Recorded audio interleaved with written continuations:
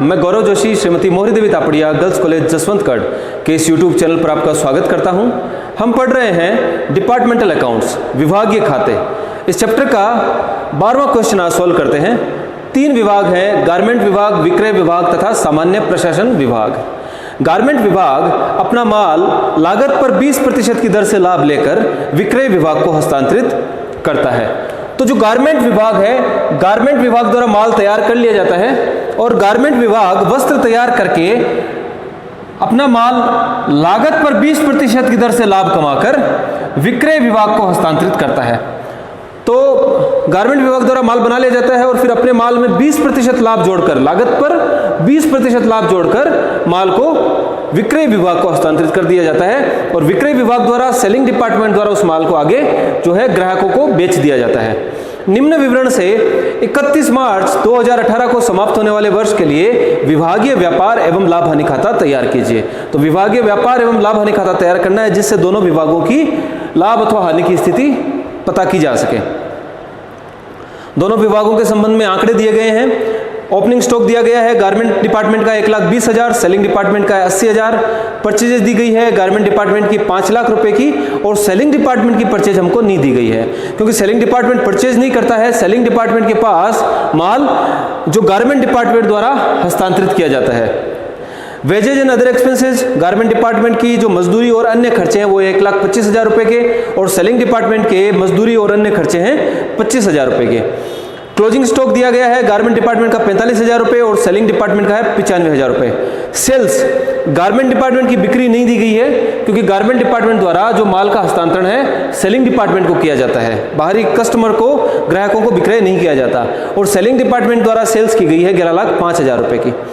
वर्ष के दौरान विक्रय विभाग द्वारा 50,000 रुपए का माल गारमेंट विभाग को वापस कर दिया गया। तो गारमेंट विभाग द्वारा माल बनाकर जो है विक्रय विभाग को दे दिया जाता है, तो उस माल में से 50,000 रुपए का माल विक्रय विभाग द्वारा गारमेंट विभाग को वापस कर दिया गया।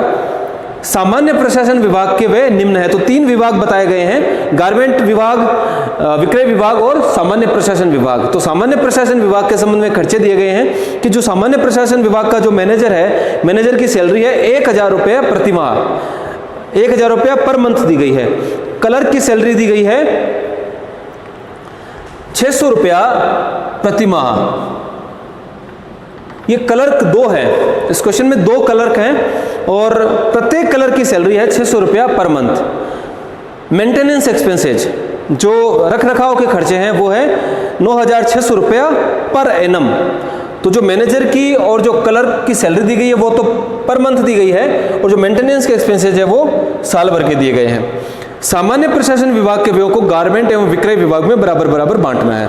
तो सामान्य प्रशासन विभाग के जो खर्चे हैं ये गारमेंट और जो विक्रय विभाग है इन दोनों में बराबर बराबर बांटने हैं।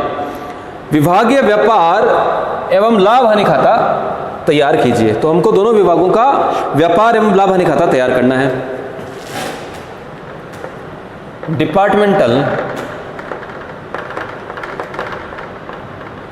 Trading and profit and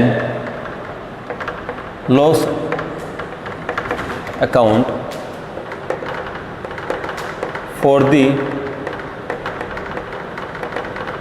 year ending 31 March 2018। तो 2 विभाग हैं, डेबिट साइड में particulars garment department,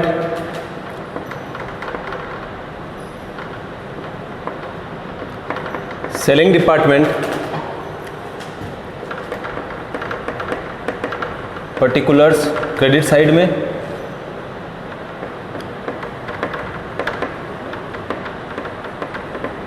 garment department,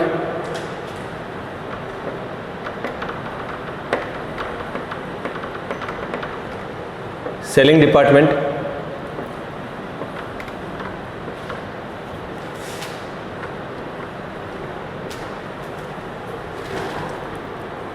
opening stock दिया गया है गारमेंट डिपार्टमेंट का है 1,20,000 रुपए का और सेलिंग डिपार्टमेंट का है 80,000 रुपये।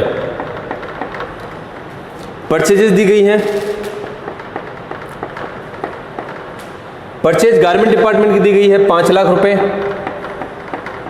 और सेलिंग डिपार्टमेंट की परचेज नहीं दी गई है, क्योंकि सेलिंग डिपार्टमेंट जो है माल का क्रय नहीं करता। सेलिंग डिपार्टमेंट जो है गारमेंट डिपार्टमेंट से माल लेता है।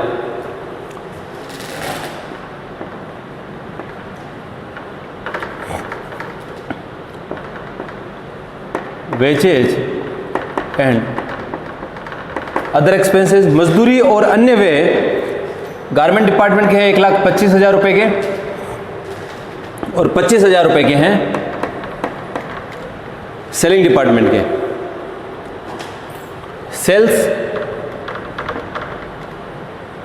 सेल्स गारमेंट डिपार्टमेंट द्वारा सेल्स नहीं की गई है, गारमेंट डिपार्टमेंट द्वारा माल का जो है हस्तांतरण किया गया है सेलिंग डिपार्टमेंट को। सेलिंग डिपार्टमेंट द्वारा 11,05,000 रुपए की सेल्स की गई है। दोनों विभागों का क्लोजिंग स्टॉक दिया गया है। क्लोजिंग स्टॉक है 45,000 रुपए का और 95,000 रुपए का।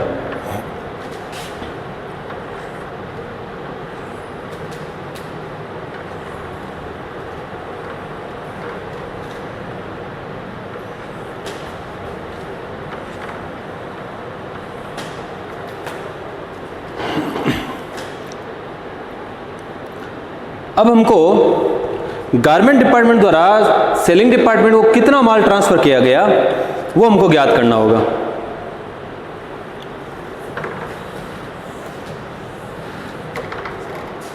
उसके लिए हम कैलकुलेशन करेंगे।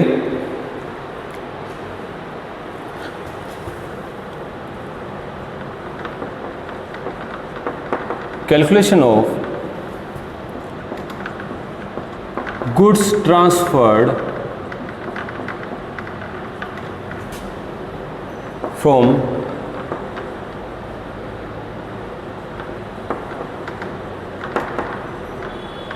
garment department to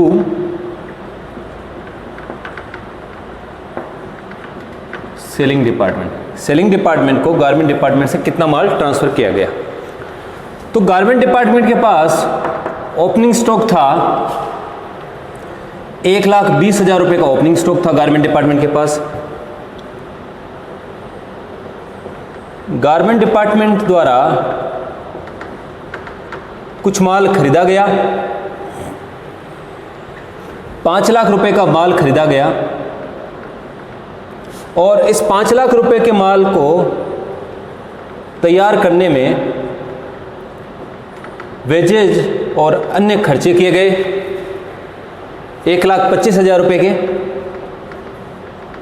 यानी कि वर्ष के दौरान 6,25,000 रुपए का माल तैयार कर लिया गया।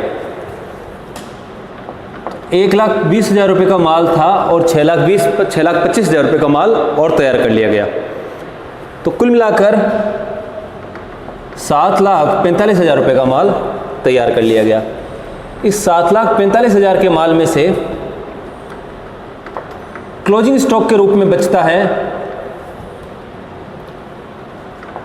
45,000 रुपए का माल, यानी कि 7 लाख रुपए का माल, 7 लाख रुपए की लागत का माल कॉस्ट ऑफ गुड्स ट्रांसफर्ड। तो जो माल ट्रांसफर किया गया है उसकी लागत है 7 लाख रुपए। दोबारा देखते हैं। हमको ये ज्ञात करना है कि गारमेंट डिपार्टमेंट ने सेलिंग डिपार्टमेंट को कितना माल ट्रांसफर किया, क्योंकि गारमेंट विभाग द्वारा माल तैयार करके लागत पर 20% की दर से लाभ लेकर विक्रय विभाग को माल हस्तांतरित कर दिया जाता है। तो और सेलिंग डिपार्टमेंट द्वारा माल और कहीं से नहीं खरीदा जाता। सेलिंग डिपार्टमेंट द्वारा जो माल है वो गारमेंट डिपार्टमेंट से प्राप्त किया जाता है। तो गारमेंट डिपार्टमेंट द्वारा वर्ष के दौरान सेलिंग डिपार्टमेंट को कितना माल ट्रांसफर किया गया। तो गारमेंट डिपार्टमेंट के पास ओपनिंग स्टॉक था 1,20,000 रुपए का। गारमेंट डिपार्टमेंट ने 5 लाख रुपए के परचेज किए और उस माल पर वेजेज और अदर एक्सपेंसेज किए 1,25,000 रुपए के। तो 6,25,000 रुपए का माल बनकर तैयार हो गया। तो गारमेंट डिपार्टमेंट के पास कुल मिलाकर 7,45,000 रुपए का माल था। 7,45,000 के माल में से क्लोजिंग स्टॉक के रूप में 45,000 रुपए का माल बचा हुआ है, यानी कि 7 लाख रुपए का माल ट्रांसफर कर दिया गया सेलिंग डिपार्टमेंट को। और ये 7 लाख रुपए का माल जो है ये कॉस्ट है, कॉस्ट ऑफ गुड ट्रांसफर्ड है 7 लाख रुपए की। इस पर 20% हमको लाभ जोड़ना है।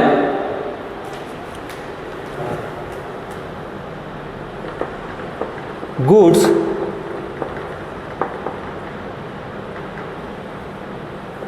एक्चुअली इसी के आगे हमको इसमें प्रॉफिट ऐड करना होगा, तो कॉस्ट ऑफ गुड्स ट्रांसफर, जो 7 लाख रुपए का माल ट्रांसफर किया गया है, ट्रांसफर किए गए माल की लागत है 7 लाख रुपए, इसमें हमको प्रॉफिट ऐड करना होगा।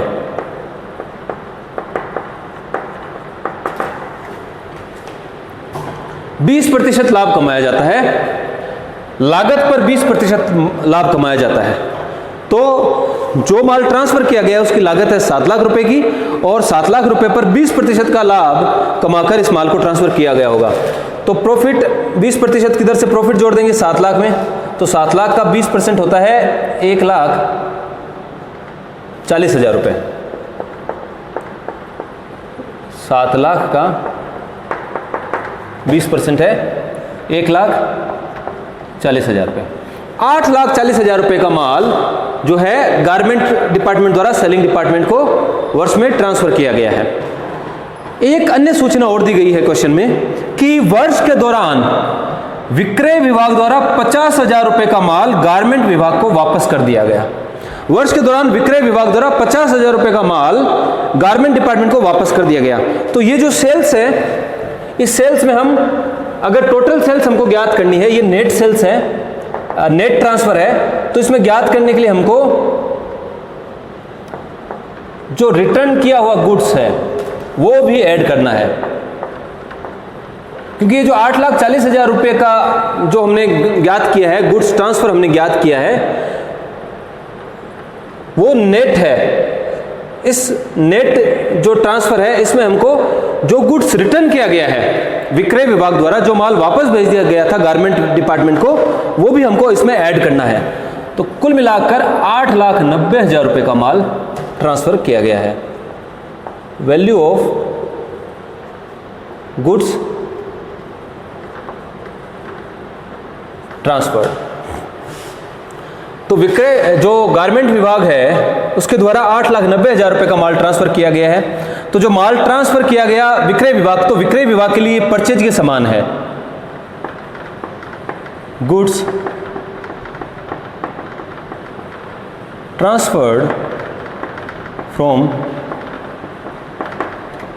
गारमेंट डिपार्टमेंट, विक्रय विभाग के लिए यह परचेज के समान है जो माल गारमेंट डिपार्टमेंट से आया है।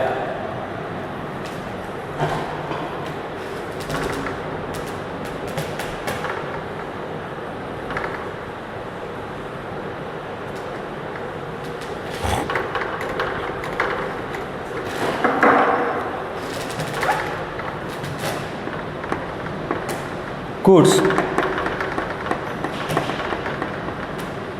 transferred from garment department. तो गारमेंट डिपार्टमेंट से जो माल आया है वो माल 8,90,000 माइनस 50,000, 50,000 की गुड्स रिटर्न थी, वापस कर दिया गया था 50,000 रुपये का माल। तो जो नेट ट्रांसफर हुआ वो हुआ 8,40,000 रुपये का। टोटल 8,90,000 रुपये का माल ट्रांसफर हुआ था, जिसमें से 50,000 रुपये का माल विक्रय विभाग ने गारमेंट विभाग को वापस कर दिया गया था। तो जो नेट ट्रांसफर है वो है 8,40,000 रुपये का। Goods transfer from garment department, garment department से सेलिंग डिपार्टमेंट के पास जो माल आया है वो सेलिंग डिपार्टमेंट के लिए परचेज के समान है, तो हम इसको डेबिट साइड दिखाएंगे। और जो माल गारमेंट डिपार्टमेंट द्वारा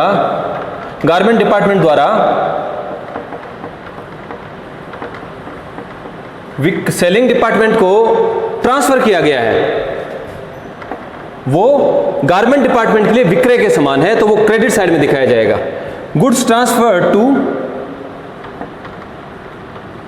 सेलिंग डिपार्टमेंट, 8,90,000 का टोटल माल ट्रांसफर किया गया, जिसमें से 50,000 की रिटर्न आ गई। 8,40,000 रुपये का माल जो है ट्रांसफर किया गया। तो गारमेंट विभाग द्वारा विक्रय विभाग को जो माल ट्रांसफर किया जाता है वो गारमेंट विभाग के लिए विक्रय के समान होती है, इसलिए हमको जो है ट्रेडिंग अकाउंट के क्रेडिट साइड में इसको दिखाना पड़ेगा। और विक्रय विभाग द्वारा गारमेंट डिपार्टमेंट से जो माल प्राप्त किया गया है वो विक्रय विभाग के लिए, सेलिंग डिपार्टमेंट के लिए वो क्रय के समान है, परचेज के समान है, इसलिए सेलिंग डिपार्टमेंट के जो है डेबिट साइड में दिखाया गया है। टोटल माल की वैल्यू थी 8,90,000 रुपए की। 8,90,000 में से 50,000 रुपए की गुड्स रिटर्न हो गई है, तो नेट ट्रांसफर है 8,40,000 रुपए का। वेजेज एंड अदर एक्सपेंसेज, तो वेजेज एंड अदर एक्सपेंसेज हैं 1,25,000 और 25,000 रुपए के। अब हम क्रेडिट साइड का टोटल करके और क्रेडिट साइड के टोटल में से डेबिट साइड का टोटल घटा देंगे तो ग्रॉस प्रॉफिट ज्ञात हो जाएगा।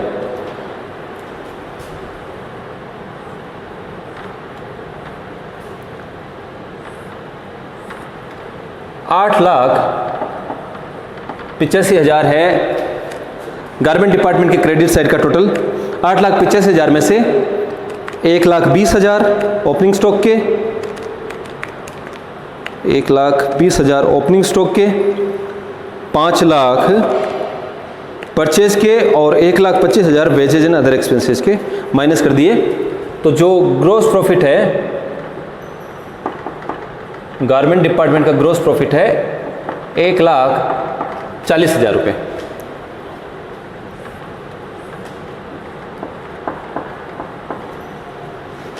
इसी प्रकार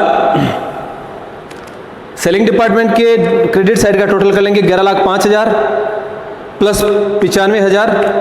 12 लाख क्रेडिट साइड का टोटल है सेलिंग डिपार्टमेंट के, उसमें से 80,000 ओपनिंग स्टॉक के, 8,40,000 जो ट्रांसफर हुआ है गुड्स गारमेंट डिपार्टमेंट से वो घटा दिया जाएगा और 25,000 वेजेज एंड अदर एक्सपेंसेस ही घटा दी जाएंगे, तो 2,55,000 का ग्रॉस प्रॉफिट है सेलिंग डिपार्टमेंट का।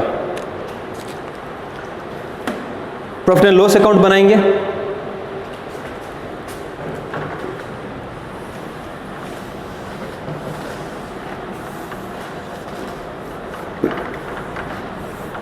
प्रॉफिट एंड लॉस अकाउंट में जो ग्रॉस प्रॉफिट है वो ग्रॉस प्रॉफिट ट्रांसफर कर दिया जाएगा दोनों विभागों का।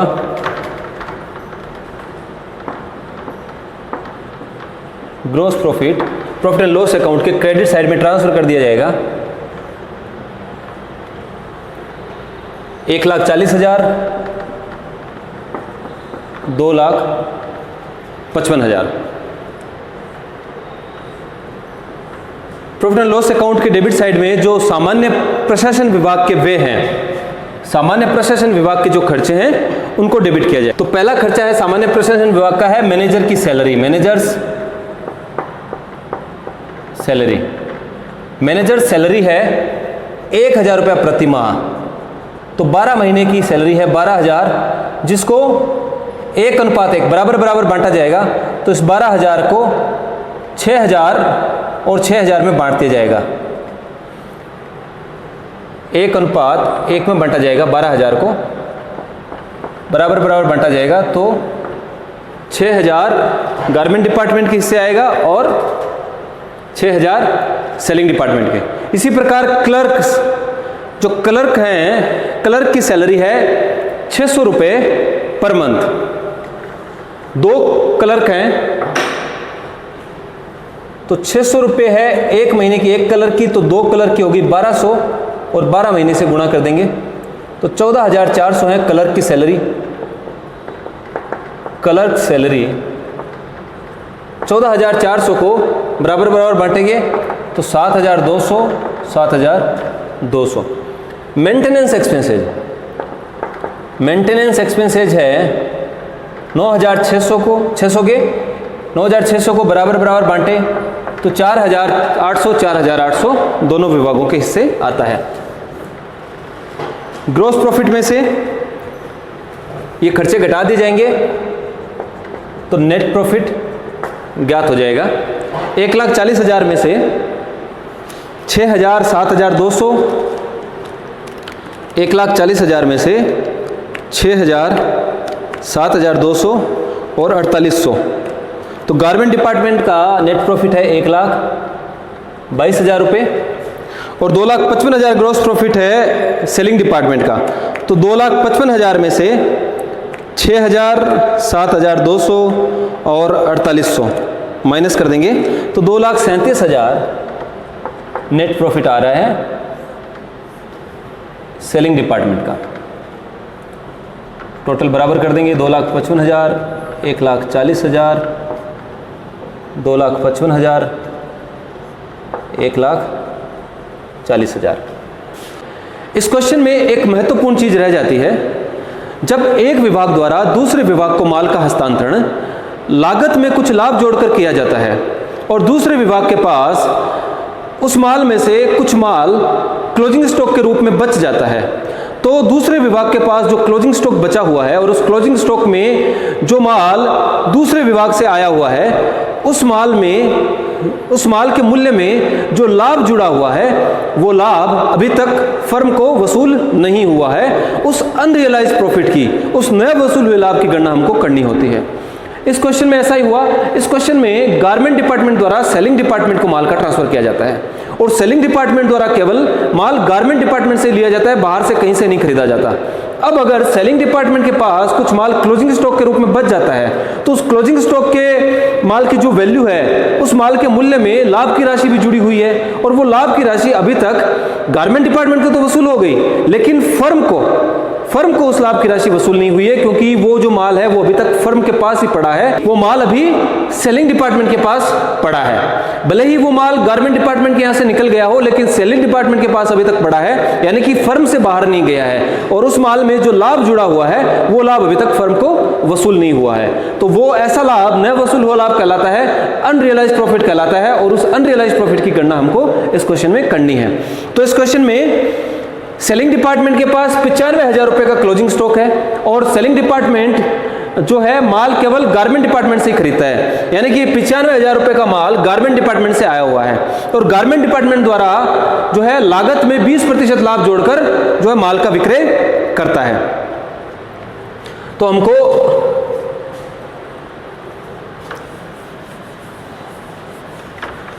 अनरियलाइज्ड प्रॉफिट की कैलकुलेशन करनी होगी।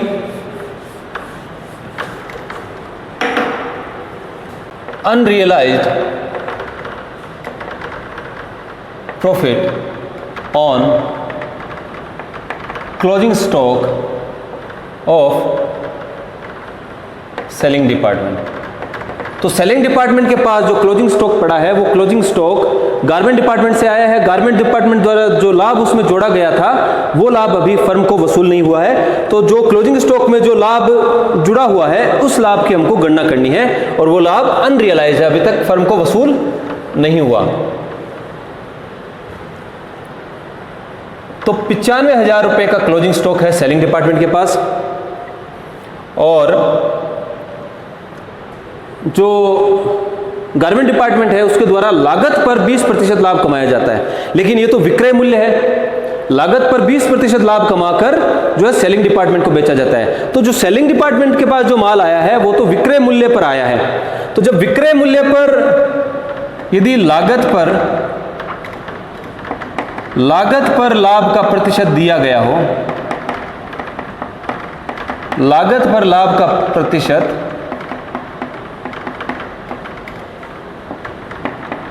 दिया गया हो, लेकिन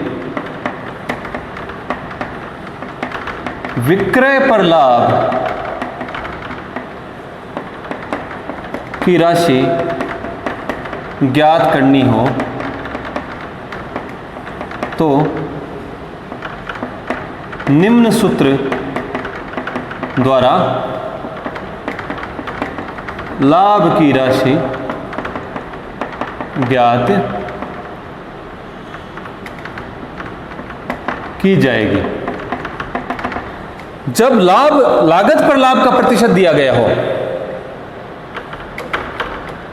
लागत पर लाभ का प्रतिशत दिया गया हो, इस क्वेश्चन में हमको लागत पर लाभ का प्रतिशत दिया गया है, लागत पर 20% की दर से लाभ कमाया जाता है। जब लागत पर लाभ का प्रतिशत दिया गया हो लेकिन विक्रय पर लाभ की राशि ज्ञात करनी हो तो ये विक्रय मूल्य है। सेलिंग डिपार्टमेंट के पास जो माल आता है वो लाभ जुड़कर आता है, तो ये विक्रय मूल्य है। गारमेंट डिपार्टमेंट का। तो विक्रय पर अगर लाभ की राशि ज्ञात करनी हो, इस विक्रय में कितना लाभ जुड़ा हुआ है वो अगर हमको ज्ञात करना हो तो निम्न सूत्र द्वारा लाभ की राशि ज्ञात की जाती है। विक्रय मूल्य बट्टा 100 प्लस लाभ की दर इंटू लाभ की दर, यानी कि sales upon 100 plus rate of profit into rate of profit. तो इस फॉर्मूले द्वारा हम जो है विक्रय मूल्य पर लाभ की राशि ज्ञात कर सकते हैं अगर लागत पर लाभ का प्रतिशत दिया गया हो।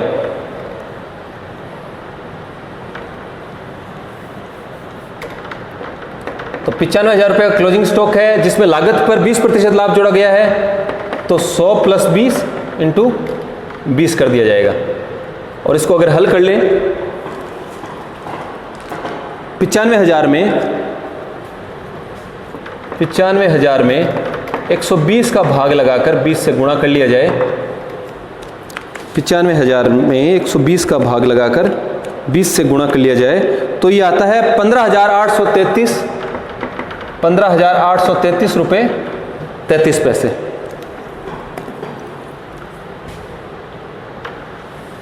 तो जो 95,000 रुपये का माल सेलिंग डिपार्टमेंट के पास अभी पड़ा है और इस 95,000 रुपये के माल में 15,833.33 यानी 15,833 रुपये 33 पैसे का लाभ अभी भी जुड़ा हुआ है जो गारमेंट डिपार्टमेंट द्वारा कमा लिया गया है, लेकिन फर्म के द्वारा नहीं कमाया गया है। जब ये 95,000 रुपये का माल बिक जाएगा, जो 95,000 रुपये का माल सेलिंग डिपार्टमेंट के पास जो क्लोजिंग स्टॉक के रूप में पड़ा है, वो माल जब बिक जाएगा तो इसमें सम्मिलित ये 15,833 रुपये 33 पैसे का लाभ फर्म द्वारा कमा लिया जाएगा, लेकिन अभी तक ये लाभ फर्म को वसूल नहीं हुआ है।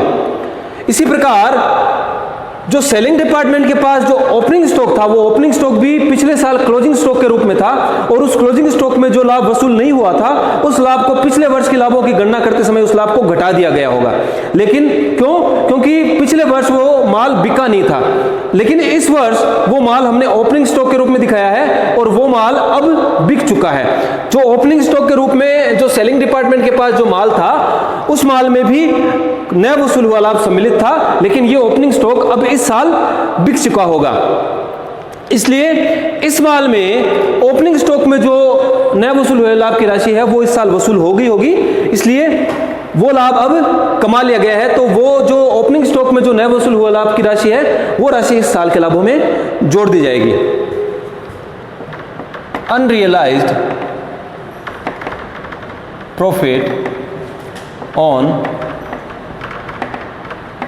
Opening stock of selling department. तो सेलिंग डिपार्टमेंट का ओपनिंग स्टॉक है 80,000 रुपये का। 80,000 रुपये ये विक्रय मूल्य पर है। सेलिंग डिपार्टमेंट के पास जो माल आता है वो आता है गारमेंट डिपार्टमेंट से और गारमेंट डिपार्टमेंट लागत पर 20% लाभ जोड़कर बेचता है। लागत पर जब लाभ की राशि दी गई हो और हमको विक्रय मूल्य पर लाभ की राशि ज्ञात करनी हो तो सेल्स ये विक्रय मूल्य पर है 80,000 रुपये, rate of GP into rate of profit into rate of profit. 80,000 में 120 का भाग देकर 20 से गुणा कर देंगे तो 80,000 में जो सम्मिलित लाभ है उस सम्मिलित लाभ की राशि ज्ञात हो जाएगी। 80,000 में 120 का भाग देकर 20 से गुणा कर लेंगे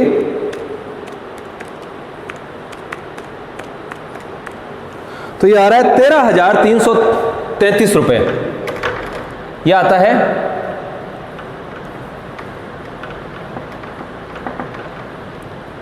13,333 रुपये 33 पैसे।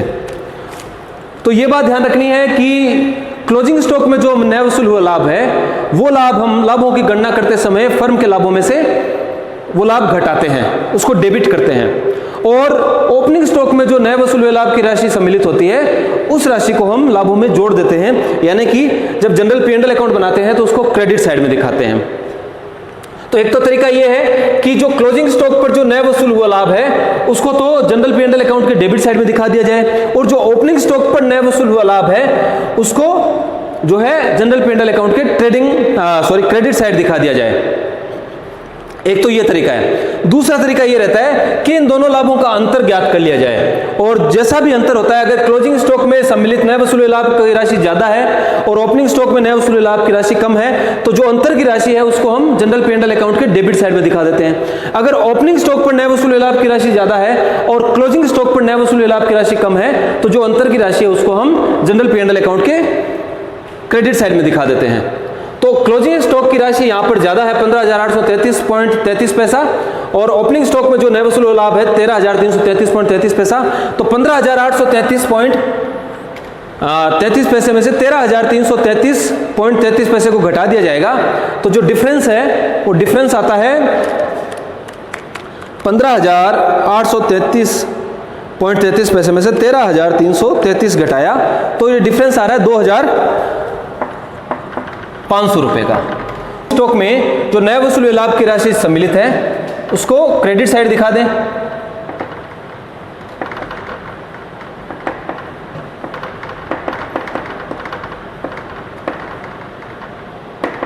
तो जो सेलिंग डिपार्टमेंट के ओपनिंग स्टॉक में जो नए वसूले लाभ की राशि है 13,333 रुपये 33 पैसा को हम क्रेडिट साइड दिखा दें, और डेबिट साइड में दिखा दें unrealised profit on closing stock of selling department 15,833.33। अंतर ज्ञात कर लेते हैं। क्रेडिट साइड का टोटल देख लेते हैं। 1,22,000 प्लस 2,37,000 प्लस 13,333 रुपये 33 पैसे। तो जो टोटल आ रहा है जनरल P&L के क्रेडिट साइड का टोटल है 3,72,333 रुपये 33 पैसे, और इसमें से 15,833 रुपये 33 पैसा घटा दिया जाएगा, तो 3,56,500 रुपये है फर्म का नेट प्रॉफिट।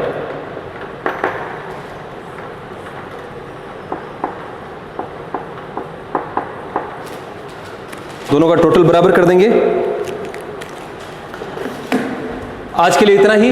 मैं आशा करता हूं कि ये जो क्वेश्चन हमने सॉल्व किया आपको अच्छे से समझ में आया होगा। इस वीडियो को लाइक कीजिए, शेयर कीजिए, हमारे YouTube चैनल को सब्सक्राइब कीजिए। धन्यवाद।